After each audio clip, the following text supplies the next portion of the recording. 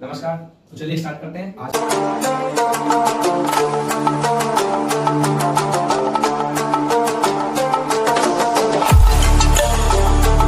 Part 2 refraction. ठीक है बेटा, देखिए पहले पार्ट में हमने पढ़ा था रिफ्रैक्शन के बारे में और आज पढ़ेंगे रिफ्रैक्शन के बारे में। ठीक है, देखो रिफ्रैक्शन का बेसिक मीनिंग क्या होता है। जब कभी भी बेटा एक लाइट रे, देखिए ध्यान से, एक लाइट रे मान लीजिए इस सरफेस पर आई, ठीक है, अगर ये सरफेस रिफ्लेक्टिंग होता, अगर ये सरफेस रिफ्लेक्टिंग होता तो ये लाइट यहां से बाउंस बैक हो जाती, बट क्योंकि ये सरफेस रिफ्लेक्टिंग नहीं है इसीलिए ये जो लाइट रे है बेटा इसके आर पार हो जाएगी, अर्थात एक मीडियम से दूसरे मीडियम में आ जाएगी। अब इस मीडियम में आ तो जाएगी, पर इस मीडियम में आने के बाद इसके पास तीन अलग अलग तरह की पॉसिबिलिटीज बनेगी। तो वो हम देख सकते हैं जिस तरीके से, मान लीजिए पहली पॉसिबिलिटी हमारी है कि line just straight pass out हो जाए विदाउट एनी डिफ्लेक्शन। अगर यहाँ पे मीडियम होती ही नहीं तो light just straight pass out हो जाती। दूसरा केस क्या है बेटा जी कि ये लाइट रे जो है वो नॉर्मल से अवे चली जाती, ठीक है। और तीसरा केस क्या है बेटा जी, ये लाइट रे नॉर्मल की तरफ बेंड हो जाती, ठीक है बेटा। ये हमारी इंसिडेंट रे बनेगी, ये बनेगी हमारी इंसिडेंट रे, और ये तीनों केस हमारे किसके हैं, रिफ्लेक्टेड रे की, ठीक है। और ये तो हम जान ही रहे हैं क्या है हमारा नॉर्मल। अब रिफ्लेक्शन कैसे कैसे पॉसिबल है इन तीनों केस के लिए, तो बारी बारी से देखते हैं, ठीक है। अगर हम बात करें पहले वाले केस का, सॉरी पहले केस की बात करें तो पहले केस में क्या होगा बेटा जी, हमने देखा कि लाइट रे आई विदाउट एनी डिफ्लेक्शन सीधे पास आउट हो गई, विदाउट एनी डिफ्लेक्शन सीधे पास आउट हो गई। जिसका मीनिंग क्या हुआ कि ये जो मीडियम अगर मान लें इसका जो रिफ्रैक्टिव इंडेक्स है वो n1 है और इसका रिफ्रैक्टिव इंडेक्स है जो वो n2 है। अभी हम बात करेंगे आगे चलके कि रिफ्रैक्टिव इंडेक्स होता क्या है। अभी समझिए ध्यान से कि इसका रिफ्रैक्टिव इंडेक्स बेटा n1 है और इसका क्या है n2 है। तो अगर लाइट की रे में कोई भी डिफ्लेक्शन नहीं हुआ विच मींस बेटा n1 जो है वो n2 के क्या हो जाएगा, इक्वल। अगर n1 n2 दोनों इक्वल हैं जिसका मतलब क्या होगा, दोनों मीडियम क्या होंगे अपने पास सेम, इसीलिए लाइट की रे में कोई भी डिफ्लेक्शन नहीं हुआ। अब देखते हैं बेटा सेकंड केस। देखो सेकंड केस में क्या हुआ बेटा जी, लाइट रे नॉर्मल से दूर चलेगी, नॉर्मल से दूर चलेगी। इसका मतलब क्या हुआ कि रिफ्रैक्टिव इंडेक्स, हम बात करें n1 n2 की, रिफ्रैक्टिव इंडेक्स होगा कंपैरेटिवली एक दूसरे के दोनों का डिफरेंट होगा। क्या होगा बेटा, डिफरेंट होगा। अब डिफरेंट होगा तो अब एक केस बनेगा, पहला या तो ये ग्रेटर होगा, दूसरा या तो ये ग्रेटर होगा। अब वो कैसे पहचाना, देखो जब कभी भी आने वाले इंसिडेंट रे नॉर्मल से अवे हो जाए, नॉर्मल से अवे हो जाए तो रिफ्रैक्टिव इंडेक्स हमेशा क्या होता है मीडियम का कम, मतलब n1 जो है वो क्या होगा बेटा ग्रेटर देन n2, ठीक है जी। सेम अगर बात करें थर्ड केस की तो जस्ट इसका डिट्टो उल्टा हो जाएगा। कैसे बेटा, ये लाइट रे आई लेकिन अब क्या नॉर्मल से दूर जाने की बजाय नॉर्मल की तरफ आ गई, नॉर्मल की तरफ आ गई। फिर से इन दोनों के इंडेक्सेस में कुछ तो डिफरेंस रहा होगा, जिसका मतलब क्या हुआ, अगर वहां n1 ग्रेटर था पहले केस में तो यहाँ क्या हो जाएगा बेटा n2 ग्रेटर देन n1। ये हमारे बेसिक बेसिक तीन केस बनेंगे, सिंपल सिंपल कि n1 n2 अगर बराबर है तो लाइट सीधे चली गई, n1 अगर ग्रेटर है तो लाइट नॉर्मल से दूर चली गई, n2 अगर ग्रेटर है तो नॉर्मल की तरफ आ गई। इतनी बात समझ में आ गई होगी आपको, ठीक है। अब ग्रेटर और स्मॉलर देखने का देखिए तरीका क्या होता है। रिफ्लेक्टिव इंडेक्स जो बेटा होता है अपना सिंपल सिंपल देखिए क्या होता है, it can be just simply defined as the ratio of speed of light to the ratio of speed of light in the given medium, that is n equals to c over v, n equals to c over v। जिसका अर्थात क्या हुआ कि जिस medium का reflective index अपने को निकालना है, जिस मीडियम का रिफ्लेक्टिव इंडेक्स अपने को निकालना है उसमें लाइट की जो स्पीड है आप नीचे रखिए और ऊपर लाइट की जो स्पीड है वैक्यूम वाली वो रख दीजिए। फॉर एग्जांपल बेटा अगर हम देखें कि हमने रिफ्लेक्टिव इंडेक्स निकालना है ग्लास का, हमने रिफ्लेक्टिव इंडेक्स निकालना है बेटा ग्लास का, तो हमने पता है कि जो वेलोसिटी ऑफ लाइट होती है इन ग्लास वो होती है बेटा 2 + 10 टू पावर 8 मीटर पर सेकंड, और जो वेलोसिटी बेटा वैक्यूम में होती है दैट इज वीवी, और we can see that c that is 3 × 10 to power 8 meter पर सेकंड। अब हमने क्या निकालना है एनजी, मतलब रिफ्रैक्टिव इंडेक्स ऑफ ग्लास। तो हम सिंपल सिंपल लिख देंगे बेटा NG equals to c over v, which means 3 × 10 to power 8 upon 2 × 10 to power 8। ये सिंपल सिंपल को दिख रहा है, ये जो 3 × 10 टू पावर 8 है, 10 टू पावर 8 10 टू 8 से कैंसिल हो जाएगा बेटा और 3/2 बच जाएगा।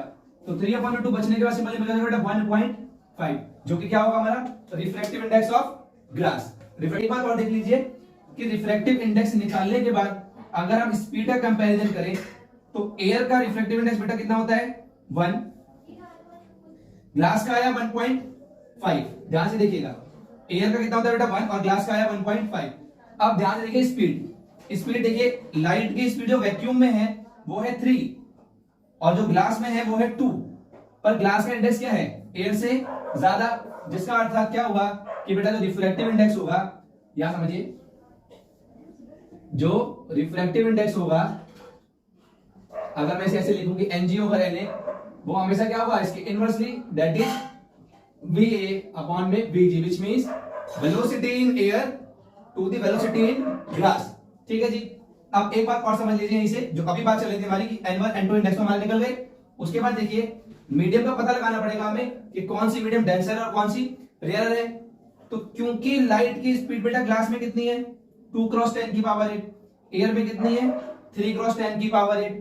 अब अगर लाइट की स्पीड बेटा ग्लास में कम हो गई, इसका मतलब क्या होगा कि ग्लास में बहुत सारे पार्टिकल्स होंगे जो मोशन को क्या कर रहे होंगे अपोज, जिसके कारण उसकी स्पीड क्या हो गई कम। अब पार्टिकल्स ज्यादा होंगे, उसका मतलब क्या होगा सिंपल कि डेंसिटी क्या होगी ज्यादा, जिसका मतलब N2 मीडियम क्या हो जाएगा हमारा सिंपली ऑप्टिकली डेंसर।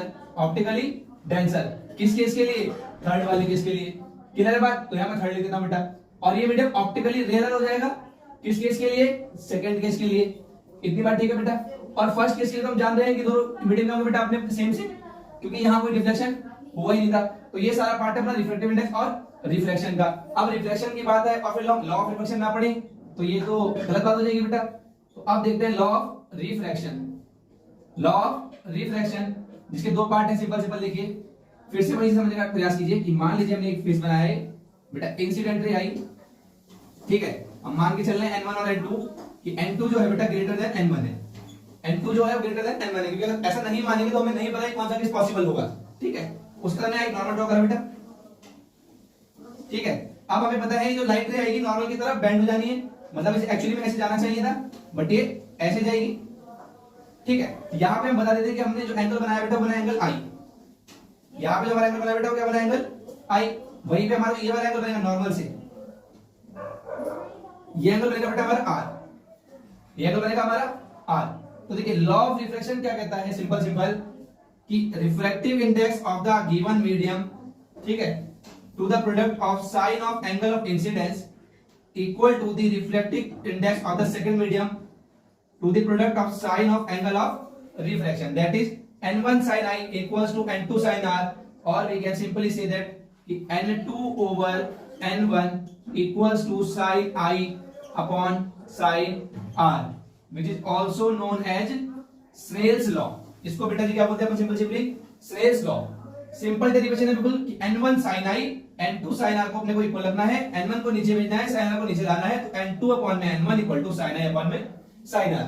दूसरा जो इसमें बात करी जाए अगर, तो दूसरा आपने बेटा हमने कल भी पढ़ा था, रिफ्लेक्शन की तरह सेम होगा। दूसरा लॉ क्या कहता है कि incident ray, reflected ray, incident ray, reflected ray and normal, incident ray, reflected ray and normal all lie in same plane, all lie in same plane at the point of incidence, at the point of incidence। इतना पहले पढ़ गए बेटा, देखो simple था एकदम, law of reflection है same to same. अब उसके बाद बात करी जाए कि हमने देखा लॉ ऑफ रिफ्लेक्शन देखा, रिफ्लेक्टिव इंडेक्स देखा, स्पीड निकालना देखा, कंपैरिजन सीखा। अब इसके बाद बात आती है कि रिफ्रैक्शन थ्रू लेंस या रिफ्रैक्शन इन लेंस। तो ध्यान से देखिए, अगर हम बात करें लेंस की, तो बेटा लेंस अपने पास बेसिक जो फंडा है कि लेंस जो अपने पास है वो दो तरह के होते हैं, एक कॉन्वेक्स होता है और एक कॉनकेव होता है। तो फटाफट से देख लेते हैं। पहले अगर हम बात करें बेटा कॉन्वेक्स की,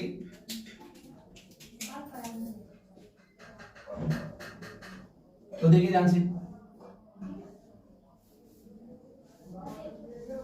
ये लेंस हो गया बेटा हमारा कॉन्वेक्स, दिखाई दे रहा होगा आपको सिंपल सा। ठीक है, इसमें बेटा मैं ये प्रिंसिपल ऐसे ड्रॉ कर दे रहा हूं। ठीक है, जैसे हमने वहां लेंस की मिरर का कंस्ट्रक्शन बनाया था बेटा कि हम एक पहले स्फीयर लाते थे, ऐसे करके स्फीयर आता था, उसमें कट आउट करा, फिर एक बार इसको इधर से पॉलिश करा था और एक बार इधर से, तो हमारा कॉनकेव और कॉन्वेक्स बना था। सेम काम बेटा यहां पर भी होगा, बट यहां पर कभी भी हम पॉलिश नहीं करेंगे। ये दो पार्ट हमारे आएंगे, ये दो पार्ट हमारे आएंगे। एक बार हम इनको डायरेक्ट जोड़ देंगे, कैसे मान लीजिए हमारा एक पार्ट बेटा ये आया, एक पार्ट ये आया, तो एक बार हमको सीधे ऐसे उठा के जोड़ देंगे और एक बार क्या करेंगे, अपोजिट जोड़ देंगे। कैसे करेंगे बेटा, अपोजिट। तो यहीं से हमारे दो तरह के अलग अलग लाइंस फॉर्म हो जाते हैं। ये हमारा कॉन्वेक्स बन जाएगा और ये हमारा क्या बन जाएगा बेटा, कॉनकेव बन जाएगा। ठीक है, आप देखो अब क्योंकि जब ये लेंस बनेगा तो इसमें भी इमेजिनरी बेटा देखा जाए तो दो सर्कल बनेंगे, एक तो बनेगा हमारा इस वाले फेस के लिए और एक बनेगा हमारा दूसरे फेस के लिए। इतनी बात समझ में आ गई सबको? एक हमारा बनेगा बेटा इधर वाले फेस के लिए और एक बनेगा हमारा उधर वाले फेस के लिए। ठीक है, अब देखो अगर बात करी जाए इस वाले फेस के सेंटर की तो वो बेटा इस साइड आएगा यहाँ कहीं, और बात करी जाए इस वाले फेस की तो वो आएगा कभी इस साइड। अगर हम इसे नाम दे दें सिंपल सिंपल कि बेटा हमारा सेंटर 1 है और ये हमारा सेंटर 2 है, सेंटर 1 और सेंटर 2। अब अगर हम इस लाइन को मिटा दें जो हमने अभी इमेजिनरी ड्रॉ कर, हाँ की ना, इसे मैं लिख देता हूं F2 और से डबल 2F2। सेम यहां कर लेते हैं बेटा F1 और 2F1, ये हमारा F1 हो जाएगा और हमारा 2F1। ठीक है, अब क्योंकि ये फेस जो है लेंस का दोनों ही साइड से अनपॉलिश होगा तभी तो बेटा लाइट रिफ्लेक्ट करके दूसरी तरफ जाएगी, अन्यथा क्या हो जाएगी, बाउंस बैक हो जाएगी, आएगी टकराएगी और वापस। अच्छा, अब इसके बाद देखिए जब इसमें लाइट रे पड़ेगी बेटा, जैसे मान लीजिए नॉर्मल कि एक लाइट रे आती है बेटा से पैरेलल, यहीं से आपके इमेज रूट भी स्टार्ट हो जाएगी साथ में कि जब कभी कोई पैरेलल रे आएगी प्रिंसिपल एक्सिस के और लेंस पे आगे फॉल होगी तो वो हमेशा कहां से आएगी बेटा, सीधे फोकस से पास आउट हो जाएगी। अब देख रहे हैं पैरेलल आई और फोकस से चली गई। दूसरा रूल बिल्कुल सिंपल, इसका उल्टा, जैसे कि बेटा हमने मेरे पढ़ा था कि फोकस से आएगी और पैरेलल चले जाना है, इसने फोकस से आई और पैरेलल चली गई। तीसरे रूल की बेटा बात करी जाए तो जैसे वहां पे हमने पढ़ा था मिरर में का कि हमारा मिरर में एक सेंटर ऑफ कर्वेचर होता था, वहां से हम लाइन ड्रॉ करते थे सीधी तो वो रिट्रेस कर दी थी अपना पाथ। ठीक है, वैसे बेटा यहाँ पे क्या होता है, ऑप्टिकल सेंटर होता है। क्या होता है, ऑप्टिकल सेंटर। अगर कोई यहाँ फॉल करती है तो विदाउट एनी डिफ्लेक्शन सीधी पास आउट हो जाती है। ध्यान से देखिए, अगर यहां से कोई लाइट आती है तो विदाउट एनी डिफ्लेक्शन वो सीधी ऑप्टिकल सेंटर से पास आउट हो जाएगी। इसी प्रकार की तीन आपको ध्यान रखनी है इमेज फॉर्मेशन के लिए, सेम कॉनकेव लेंस के लिए भी होगा। ठीक है, अब इसके बाद बात कर लेते हैं एक और साइन कन्वेंशन की। इसमें देखो फटाफट, तो देखते हैं साइन कन्वेंशन फटाफट से। और ये मान लीजिए बेटा हमने एक लेंस बनाया यहाँ पे, ठीक है जी, ये हमने प्रिंसिपल एक्सिस ड्रॉ कर दी बेटा यहाँ पे। ठीक है, अभी हमने पढ़ा यहाँ पे हमारा F1 था, 2F1 था, फोकस है डबल, यहाँ F2 होगा बेटा और यहाँ 2F2। अब अगर साइन कन्वेंशन की बात करी जाए तो यहाँ पे बेटा जी क्या है, अपना ऑप्टिकल सेंटर है। सेम इसको फिर से कंपेयर करेंगे कैसे, ओरिजिन से।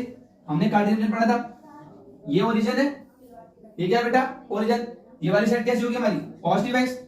तो जब भी हम इस साइड की बात करेंगे तो हम क्या लिखेंगे, हमेशा पॉजिटिव लिखेंगे। क्या लिखेंगे बेटा, पॉजिटिव। सेम ओरिजिन की लेफ्ट साइड क्या होती है बेटा अपनी, नेगेटिव। तो जब भी हम लेंस की इस साइड की बात करेंगे लेफ्ट साइड, तो क्या लिखेंगे बेटा, हमेशा नेगेटिव लिखेंगे। ओरिजिन की अपर साइड जो बेटा है क्या है अपनी, पॉजिटिव। क्या है, पॉजिटिव। तो जब भी ऊपर की बात करेंगे तो क्या लिखा जाएगा बेटा इसमें, पॉजिटिव। और जब भी लेंस के नीचे की बात करी जाएगी हम ओरिजिन के देखिए ध्यान से, तो बेटा ये हमारा नेगेटिव एक्सिस होता है, तो हम नीचे जब बात करेंगे तो क्या लिखेंगे बेटा, नेगेटिव। क्या लिखेंगे, नेगेटिव। बिल्कुल सिंपल कन्वेंशन है पहले वाले की तरह ही, पॉजिटिव नेगेटिव पॉजिटिव नेगेटिव। ठीक है, अच्छा देखो इसके बाद अगर हम इस पे इमेज ड्रॉ करें, अब क्या ड्रॉ करें बेटा, इमेज। तो ध्यान से देखना, अब मान लेते हैं कि हमने एक ऑब्जेक्ट रखा है यहाँ पर, ठीक है, 2F के पीछे, तो यहां से इमेज ड्रॉ करते हैं। ये रे हमारी पैरेलल जाएगी बिल्कुल, और कहां से पास आउट होगी बेटा, ये रे हमारी कहां से पास आउट होगी बेटा, फोकस से। ठीक है जी, दूसरी रे हमने कहां से ले आनी है, फोकस से। कहां से ले आनी बेटा, फोकस से। ये फोकस से आ गई। अब ये कहां से आएगी बेटा, पैरेलल जाएगी। कहां जाएगी, पैरेलल। तो देखो फटाफट,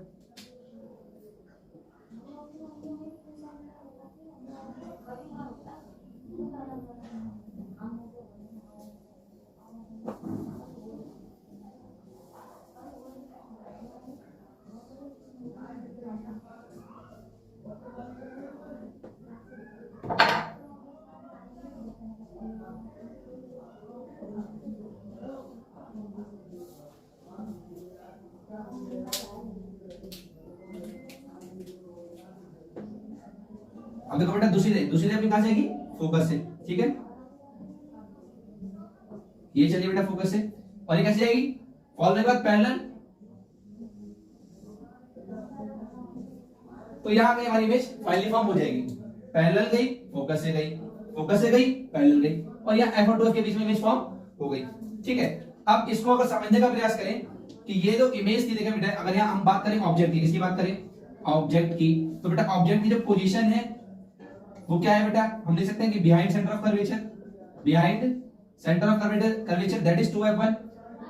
इमेज की पोजीशन की बात करें, अगर किसकी बात करें बेटा, इमेज की पोजीशन की, अगर इमेज की पोजीशन की बात करें तो बेटा वो क्या बनेगी, बिटवीन f2 एंड 2f2। उसके बाद नेचर कैसा रहेगा बेटा, इन्वर्टेड है, कैसी है, इन्वर्टेड है, रियल है, स्मॉल है, इन्वर्टेड है, रियल है, स्मॉल है। वही बात दोबारा दोहराएंगे एक बार कल वाली कि अगर अब हमसे पूछा जाए कि हमने ये तो बता दिया कि सर जो ऑब्जेक्ट था वो 2f के पीछे था, तो इमेज f और 2f के बीच में बन गई, इमेज f और 2f के बीच में बन गई, ठीक है। उसके बाद हमने बोला कि इमेज का जो साइज होगा वो स्मॉल होगा, रियल होगी, इन्वर्टेड होगी, स्मॉल होगा, रियल होगी और इन्वर्टेड होगी। अब कितने साइज की बनेगी, कितनी दूरी पे बनेगी, अगर भाई एग्जैक्ट कैलकुलेशन वाली बात आ जाए तो यहां पर भी जैसे हमने वहां एक मिरर फार्मूला पढ़ा था, सेम डिट्टो वैसे यहां पे क्या बेटा, एक लेंस फार्मूला, वो उसका जस्ट अपोजिट होता है कि वहां क्या था बेटा प्लस, और यहां क्या होता है बेटा minus, that is 1 by v minus 1 by u equals to 1 by f, ठीक है। अब अगर हम कंसीडर करें यहां पर भी सेम एक कैलकुलेशन मान के चले कि बेटा जी ने जो ऑब्जेक्ट रखा है वो यहां से 15 मीटर या सेंटीमीटर की दूरी पर है, 15 सेंटीमीटर की दूरी पे है, ठीक है बेटा, और इसकी जो फोकल लेंथ है वो 10 है, फोकल लेंथ है बेटा जो वो 10 है, तो सेंटर ऑफ कर्वेचर हमारा कितना बैठ जाएगा उस हिसाब से बेटा 20 बैठ जाएगा, कितना बैठ जाएगा 20। और अगर अब हम इसको कैलकुलेट करके देखें कि जो हमारा ऑब्जेक्ट की इमेज बन रही है वो किस डिस्टेंस पे बन रही है, तो बहुत ध्यान देखना, अब हम इन वैल्यूज को यहां पर इवैल्यूएट करें तो हमने निकालना है बेटा 1 by v, तो 1 by v इक्वल टू क्या हो जाएगा 1 over f plus 1 over u, which means 1 over f की वैल्यू क्या है बेटा जी, f की वैल्यू क्या है, क्योंकि लाइट रे इस वाले पार्ट पे फॉल हो रही है, क्योंकि लाइट रे इस वाले पार्ट पे फॉल हो रही है, इसीलिए हम इसकी फोकल लेंथ देखेंगे जो कि राइट साइड में है, और इसकी फोकल लेंथ कितनी है बेटा जी 10, कितनी है 10, तो 10 आएगा हमारा पॉजिटिव का, फिर साथ में क्या आएगा प्लस, क्या आएगा बेटा प्लस 1 over u, u की वैल्यू कितनी है बेटा 15 है, कितनी है 15, बट है वो कहां पर नेगेटिव साइड में, कहां पर है नेगेटिव साइड में, मतलब माइनस का 1 over 15, इतनी बात समझ में आ गई होगी, ठीक है। अब आगे देखते हैं, ये 1 over 10 माइनस 1 over 15, ठीक है। आगे देखिए, अब एलसीएम लें बेटा कितना जाएगा 15 into 10, simplest method of LCM, जब भी हमें ना लेना है डायरेक्ट मल्टीप्लाई करो और ऊपर सीधी सीधी मल्टीप्लाई करो, क्रॉस में 15 1 are 15, 10 1 is 10, तो 1 over v equal to 5 upon में 15 into 10, ठीक है जी। अब ये 5 से 15 3 टाइम में कट जाएगा, दैट इज 30, तो 1 over v equals to 1 over 30। देखिए अब v कितना आ जाएगा बेटा हमारा 30 आ गया, कितना आ गया 30। अब v एक तो 30 आया और कैसा आया है पॉजिटिव आया है, 30 आया कैसा आया पॉजिटिव, पॉजिटिव का मतलब यह है बेटा इमेज कहां बन रही होगी राइट साइड में, कहां बन रही होगी राइट साइड में, ठीक है। और क्या आया 30। अब देखो दूसरी बात, इतना पता चल गया कि इमेज कहां बन रही है राइट साइड में बन रही है, 30 आया पॉजिटिव आया। अब राइट साइड बन रही है तो पता चल गई, अब वो सीधी बनेगी या उल्टी बनेगी, सीधी बनेगी या उल्टी, उसके लिए बेटा हमने क्या निकालना पड़ेगा, उसका मैग्निफिकेशन निकालना पड़ेगा। क्या निकालना पड़ेगा मैग्निफिकेशन।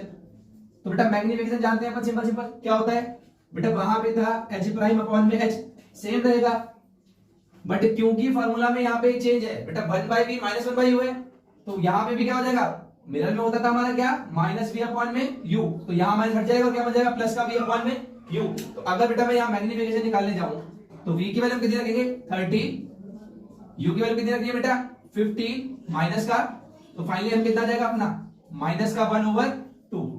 अब देखिए ध्यान से, पहली चीज नेगेटिव बेटा, पहली चीज नेगेटिव, दूसरी चीज m जो है स्मॉलर देन 1 है, तो स्मॉलर देन 1 का मतलब ये वो इमेज क्या बनेगी छोटी, इमेज क्या बनेगी छोटी, और नेगेटिव का मतलब ये हुआ बेटा इमेज कैसी बन रही होगी उल्टी बन रही होगी, कैसी बन रही होगी उल्टी। इतनी बात आपको क्लियर होगी मैग्निफिकेशन कैसे निकालना है और मेरा फॉर्मूला का हमें यूज कैसे करना है, ठीक है।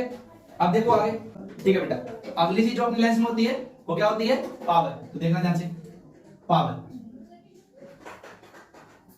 ठीक है। पावर को हम कैसे डिफाइन करते हैं देखिए ध्यान से, power it is just the reciprocal of focal length where focal length should be in meter, power क्या होता है बेटा, रेसिप्रोकल ऑफ फोकल लेंथ, जहां पे फोकल लेंथ हमारी किस में होनी चाहिए, हमेशा मीटर में होनी चाहिए।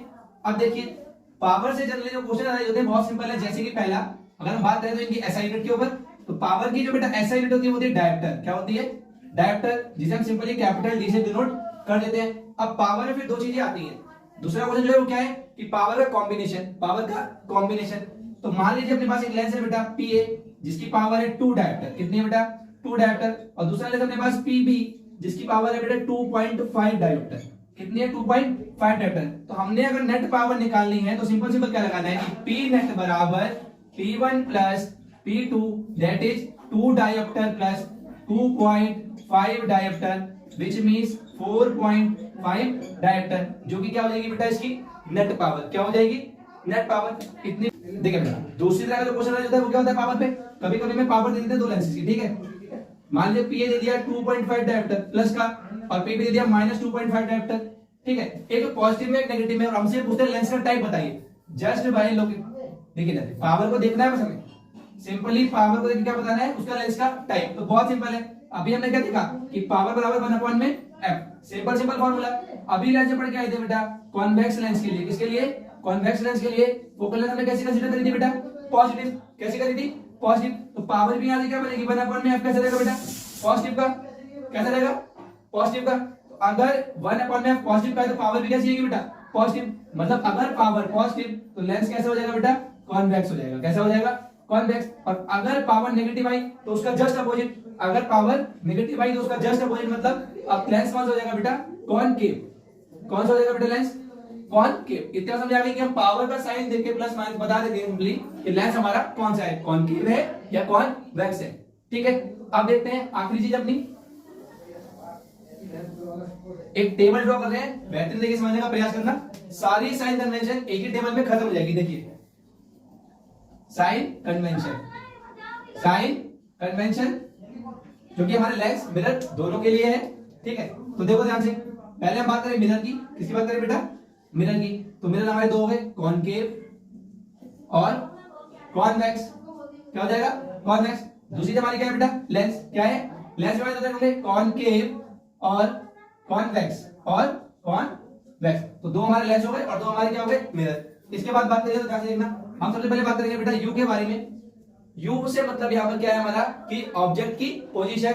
उसके बाद एफ के बारे में, एफ का मतलब क्या है फोकल लेंथ ऑफ, ठीक है। एंड देन थर्ड पार्ट क्या है हमारा वी, वी का मतलब क्या होगा पोजीशन ऑफ इमेज। अब देखना बेटा कॉनकेव मिरर के केस में यू क्या होगा हमारा हमेशा नेगेटिव, एफ क्या होगा हमेशा नेगेटिव, वी क्या होगा बेटा नेगेटिव और पॉजिटिव, नेगेटिव और पॉजिटिव। वही कॉन्वेक्स मिरर की बात करी जाए तो बेटा यू क्या होगा नेगेटिव, एफ क्या होगा पॉजिटिव और वी क्या होगा हमेशा पॉजिटिव, ठीक है। वही अगर लेंस की बात करी जाए तो बेटा ध्यान से देखना, कॉनकेव लेंस में क्या होगा बेटा यू नेगेटिव, एफ नेगेटिव क्योंकि वहां पॉजिटिव होता है, वी हमेशा नेगेटिव, ठीक है। उसके बाद कॉन्वेक्स लेंस की बात करी जाए तो you negative, F positive, V positive और नेगेटिव।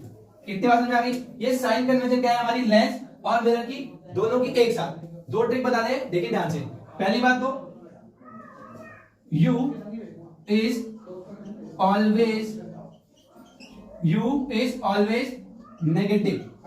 बेटा इसका मतलब क्या होगा सिंपल सिंपल कि U is always negative, मतलब U हमेशा क्या होगा नेगेटिव, चाहे वो कोई सा भी मिरर हो चाहे वो कोई सा भी लेंस हो। हमें दिखाई दे रही है बेटा ये यू वाली line negative negative negative negative, simple सी लाइन है। दूसरी ट्रिक अपनी सिंपल सी क्या है बेटा R A N, A N, A N का मतलब क्या होगा, ए एन का मतलब होगा बेटा